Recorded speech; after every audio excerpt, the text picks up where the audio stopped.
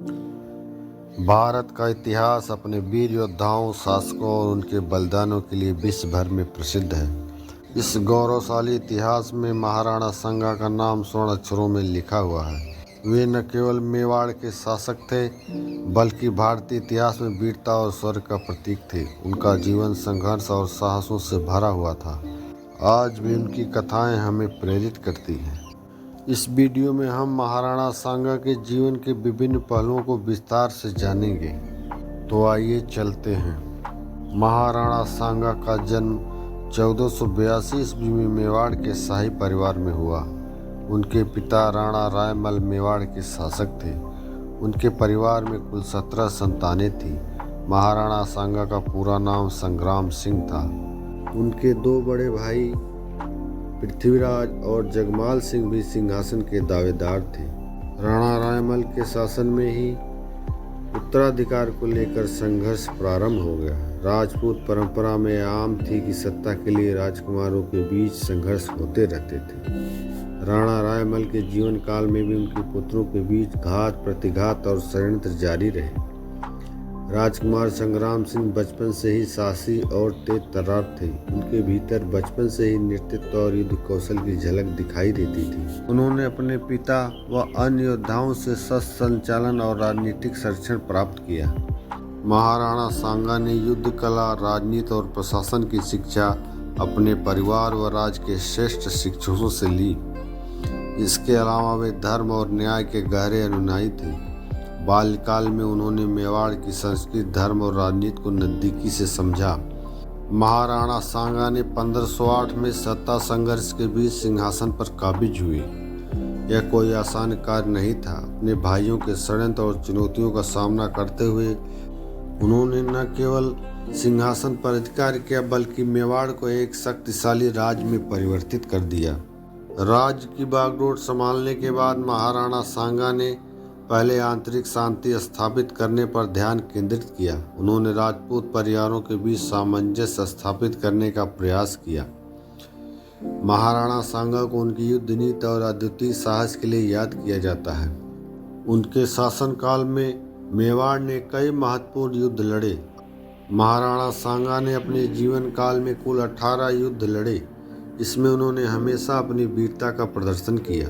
उनकी युद्ध नीति और शौर्य के कारण उन्हें कभी हार का भय नहीं हुआ। उनकी सत्ता की सबसे बड़ी चुनौती विदेशी आक्रमणकारियों से थी। दिल्ली सल्तनत और मुगलों ने भारत पर अपना अधिकार जमाने का प्रयास किया, लेकिन महाराणा सांगा ने उन्हें कड़ी टक्कर दी। खानवा का युद्ध 1527। खानवा का युद्ध भारतीय इतिहास के सबसे महत्वपूर्ण युद्धों में से एक है। यह युद्ध बाबर और महाराणा सांगा के बीच लड़ा गया। बाबर ने पानीपत के युद्ध में इब्राहिम लोदी को हराने के बाद दिल्ली पर कब्जा कर लिया था। इसके बाद उसने भारत में मुगल साम्राज्य की नींव डालनी शुरू की, लेकिन महाराणा सांगा ने विदेशी शासनों को स्वीकार करने से इनकार कर दिया। हालांकि बाबर की आधुनिक तोपों और बड़ी सेना के कारण महाराणा सांगा इस युद्ध में पराजित हुए, लेकिन उनकी वीरता ने भारतीयों के दिलों में एक अमिट छाप छोड़ दी। महाराणा सांगा के नेतृत्व में मेवाड़ की सेना ने कई बार दुश्मनों को परास्त किया। उनकी रणनीति में गुरिल्ला युद्ध, घेराबंदी और दुश्मन की कमजोरियों का फायदा उठाना प्रमुख था। महाराणा सांगा न केवल एक योद्धा थे, बल्कि एक धर्मपरायण शासक भी थे। उनके शासनकाल में मेवाड़ सांस्कृतिक और धार्मिक रूप से भी समृद्ध हुआ। उन्होंने मेवाड़ में कई मंदिरों का निर्माण करवाया, जिसमें कई मंदिर आज भी स्थापत्य कला का अद्वितीय उदाहरण हैं। वे हिंदू धर्म के प्रति समर्पित थे और धार्मिक सहिष्णुता में विश्वास रखते थे। उनकी न्यायप्रियता के कारण प्रजा उन्हें आदर्श शासक मानती थी। महाराणा सांगा का सबसे बड़ा सपना था कि पूरे राजपूताना को एकजुट किया जाए। उन्होंने इसके लिए कई राजपूत राजाओं से मित्रता की। उनका मानना था कि अगर राजपूत एक हो जाएं तो किसी भी विदेशी आक्रमणकारियों को हराया जा सकता था। उस समय राजपूतों के बीच आंतरिक कला और सत्ता संघर्ष आम बात थी। महाराणा सांगा ने इसे खत्म करने के लिए प्रयास भी किए। उन्होंने बाबर के खिलाफ कई राजपूत राजाओं को एकजुट किया और विदेशी ताकतों का मुकाबला किया। महाराणा का उत्तराधिकार और विरासत। 1528 ईस्वी में चित्तौड़गढ़ में महाराणा सांगा का निधन हुआ। उनकी मृत्यु भारतीय इतिहास में एक युग का अंत का प्रतीक थी। महाराणा सांगा की वीरता और न्यायप्रियता और उनकी धर्मनिष्ठा आज भी लाखों लोगों को प्रेरित करती है। उनकी गाथाएं भारत के गौरवशाली इतिहास की परंपरा हैं। इस तरह हम इस निष्कर्ष पर पहुँचते हैं कि महाराणा सांगा का जीवन संघर्ष, वीरता और आदर्शों का प्रतीक था।